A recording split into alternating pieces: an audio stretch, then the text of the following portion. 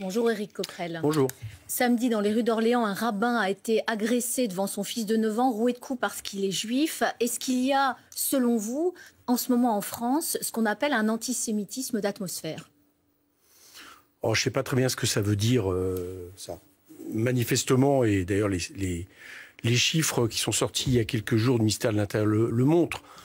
Je précise les chiffres, hein. 62% des actes anti-religieux en France sont des actes antisémites. Et je rappelle que les Français de confession juive ne représentent qu'environ 0,7% de la population. Oui, alors pour être précis, en fait, quand vous regardez les crimes et les délits, dont il y a une augmentation de plus 11%, il y en a plus de 9000. C'est-à-dire ceux qui sont déclarés, qui donnent lieu à des peines. Les personnes originaires d'Afrique sont toujours les plus grandes victimes, malheureusement, de ces crimes. Oui, mais on voit une explosion. Indéniablement, il y a une montée d'actes antisémites, également d'actes islamophobes, plus 30% dans les mêmes statistiques. Donc c'est clair qu'il y a quelque chose auquel on assiste en France.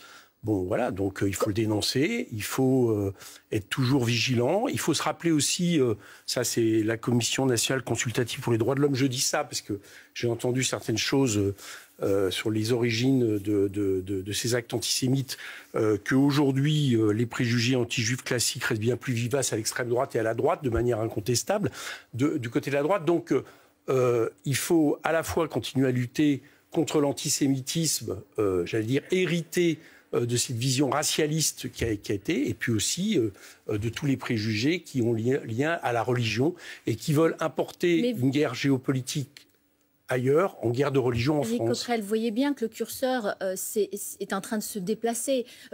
Quand je parle d'antisémitisme d'atmosphère, est-ce que par exemple l'affiche de Cyril Hanouna, éditée par les Insoumis, qui reprend quand même tous les codes de la propagande nazie, justement, c'est pas la traduction de cet antisémitisme d'atmosphère? Alors, c'est-à-dire... Non, c'est la traduction, ça c'est la traduction d'autre chose, c'est la traduction d'une manipulation de l'extrême droite et du réseau Bolloré. Elle vous a pas choqué, vous, cette affiche? Vous pouvez me laisser répondre? Qui a fini par infuser, malheureusement, et qui a même, à certains moments, tellement infusé que certains de nos amis politiques l'ont reprise.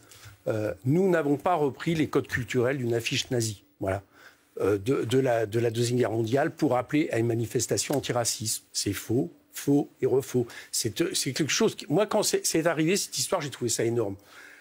Vous savez que c'est venu du visuel où des groupes d'extrême droite ont mis le visuel de cette affiche dénonçant les Juifs pendant la Deuxième Guerre mondiale à côté du visuel que nous avons fait d'Hanouna.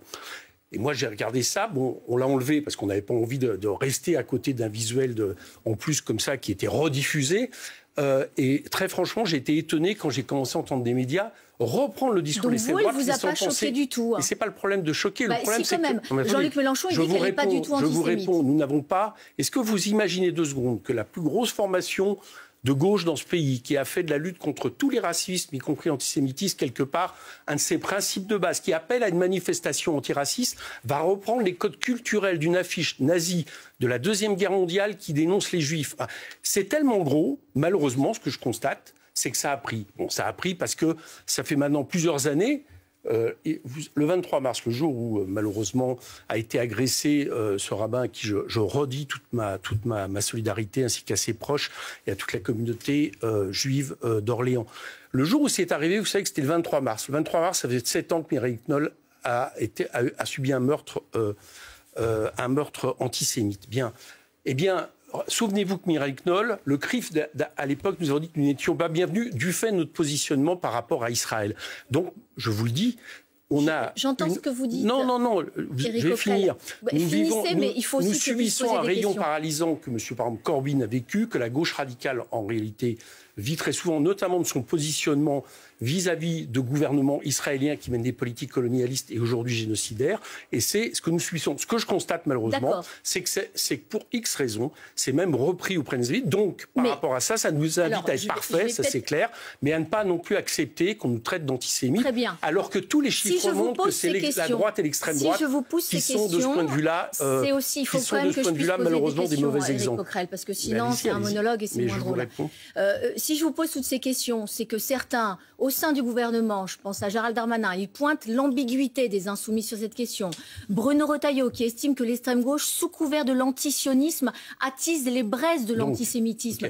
Et quand Jean-Luc Mélenchon lui-même dit que l'antisémitisme en France est résiduel, ça pose des questions. Donc je vais vous répondre tour à tour. Alors, vous savez, Jean-Luc Mélenchon, je ne vais pas revenir sur la question résiduelle, il avait dit que c'était persistant, c'est ça qu'il avait voulu dire. Mais vous savez, quand, quelque part, on vous traite de la pire des infamies, il ne faut pas toujours s'attendre à ce qu'on ait des réponses parfaites. Maintenant, je vais venir à M. Darmanin. M. Darmanin, il a écrit un bouquin il y a 2 ans sur Napoléon, où il se fait l'éloge de la politique antisémite de Napoléon par rapport aux Juifs, et il dit qu'il faudrait aujourd'hui l'utiliser par rapport aux musulmans.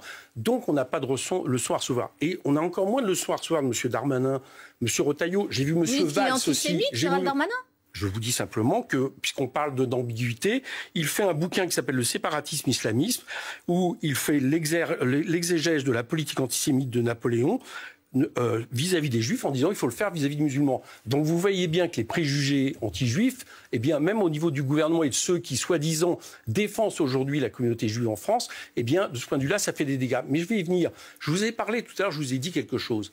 Il y a une manière d'importer ici un conflit géopolitique colonialiste qui est celui d'Israël en guerre de religion. Ça a été voulu. C'est la raison pour laquelle nous n'avons pas voulu céder à cette lecture du conflit qui est celle de M. Netanyahou.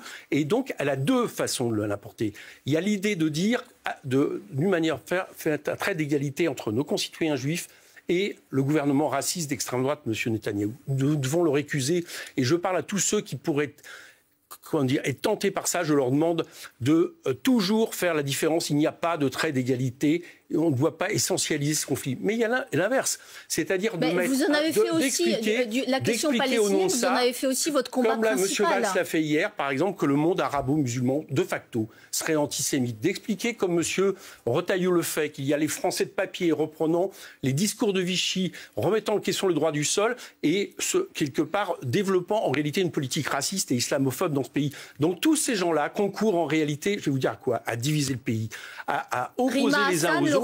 Et nous nous opposons à cette comment dire, vision des choses, parce que c'est une vision extrêmement dangereuse. On doit être unis contre tous les racismes, contre l'antisémitisme et contre l'islamophobie, qui aujourd'hui se développe sur fond de guerre de religion. Mais voyez bien ce qui se dit aujourd'hui. Je vois bien ce que vous dites, oui. Non, pas moi. Je reprends aussi des éléments de membres de gouvernement qui disent que ce que dit le gouvernement. Vous avez une forme que cette radicalité, finalement, permet même au Rassemblement national de se recentrer sur cette question. Jordan Bardella, il est reçu demain en Israël à une conférence. Je termine juste ma question pour les téléspectateurs.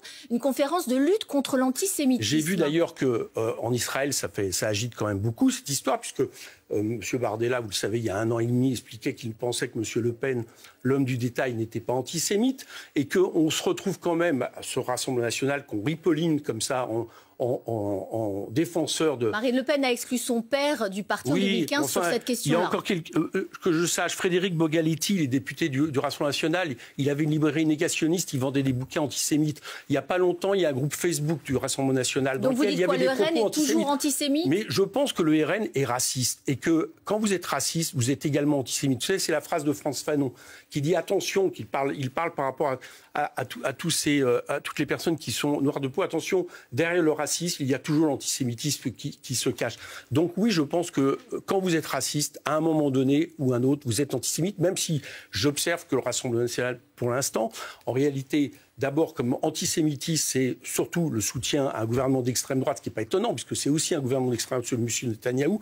Et j'observe qu'effectivement, l'antisémitisme aujourd'hui de l'extrême droite dominant, c'est l'islamophobie. Mais les deux, quelque part, c'est ça que je veux dire, c'est que les deux, malheureusement, islamophobie et antisémitisme, j'allais dire, se rejoignent dans quelque chose qui est la division du peuple français. Et de ce point de vue-là, les personnes du gouvernement que vous m'avez citées, M. Valls, hier encore, je le répète, ça ne vous choque pas, vous, que M. Valls estime que le monde arabo-musulman est antisémite de fait, essentialise le monde arabo-musulman.